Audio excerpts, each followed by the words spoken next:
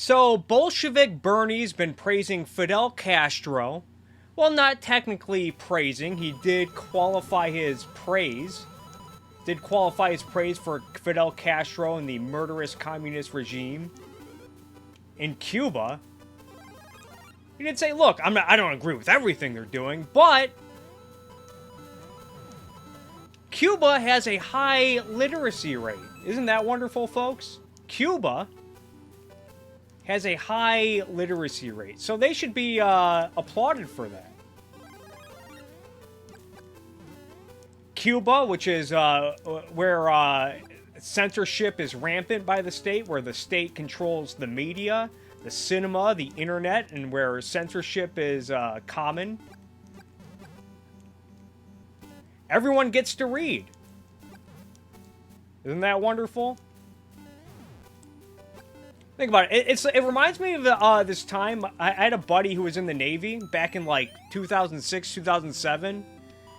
And he told me a story about how he would troll everyone because he's one of the few people who had a computer in his complex or whatever. Or on his ship. I don't know if this is on deployment or not. I don't remember the exact details. But people would walk by his place, his room, and see he has a computer. And they would ask if they could use his computer.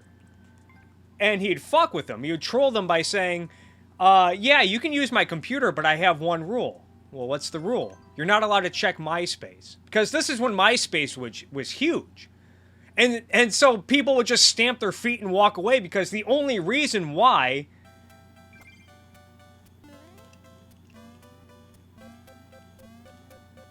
they wanted to use his computer was to check MySpace. So then they just wouldn't use his computer. Whoops.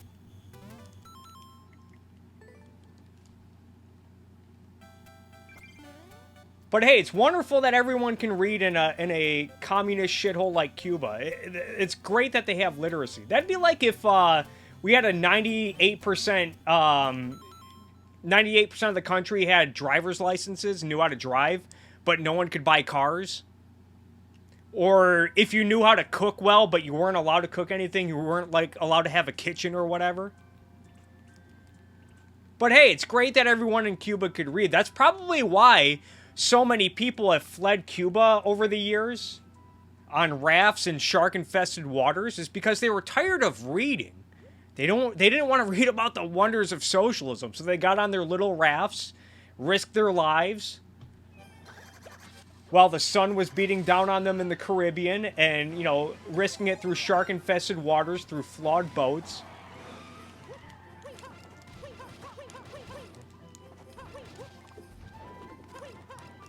They did it because they were tired of reading. They said, hey, Fidel Castro, fuck you and fuck your books, okay? It's also amazing. So Bernie Sanders and a lot of his goons, Bolshevik Bernie and his followers, who are defending Bernie and the Castro regime for their wonderful literacy rates, these are the same people that shit on Jeff Bezos and cry about how he has all this money, how he's worth hundreds of billions of dollars, and has this company, Amazon, which is now a monopoly. Jeff Bezos is the richest person in the world because of selling books. Because of making books and information more widely available than ever before. There are plenty of free books on the Kindle app. Probably thousands, if not millions of books. I know he moves millions of books a year. I was trying to find out how many books Amazon has moved total in its entire history. I couldn't find an exact number. But I think if the sources I read are correct, he moves tens of millions of books a year. Again, many of which are often free.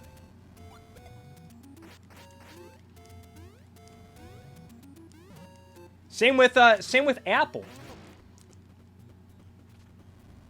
Apple, Steve Jobs, the iBooks app.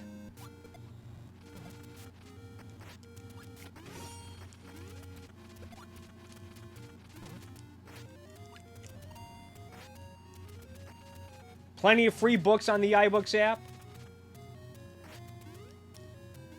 God, this is a pain in the ass.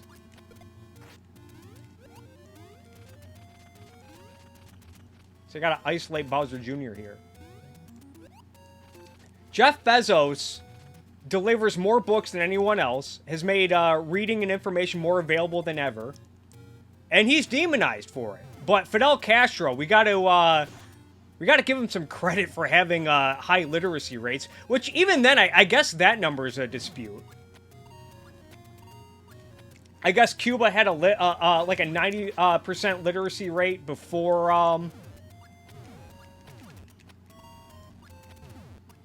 the communist revolution, before Castro took over. And other Latin American countries, including Haiti, which is very poor, I think like their literacy rates have went up dramatically since the 50s. So it's a total... It's ridiculous to begin with that he's getting praise for the literacy rates. But even then, okay, what they read is heavily regulated.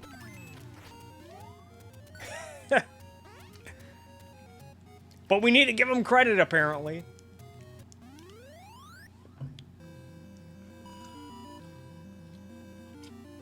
Also, a lot of people are saying Trump is going to use this to his advantage, which I'm sure he's going to use this to his advantage.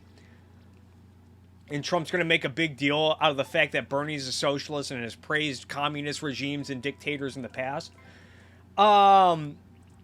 But I don't know how effective that's going to be for Trump, because Trump himself has also praised dictators, including communist dictators like Kim Jong-un.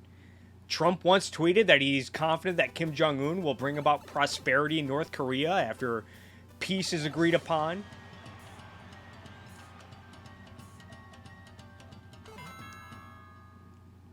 He's praised Vladimir Putin, and he's praised the Saud royal family, and he's a big fan of Erdogan of Turkey. I think he's praised the guy from the Philippines, Duterte or whatever his name is. So if he's going to play this like, oh, you praise horrible dictators, Bernie, it's going to be very easy for Bernie to pull up the receipts of Donald Trump praising dictators.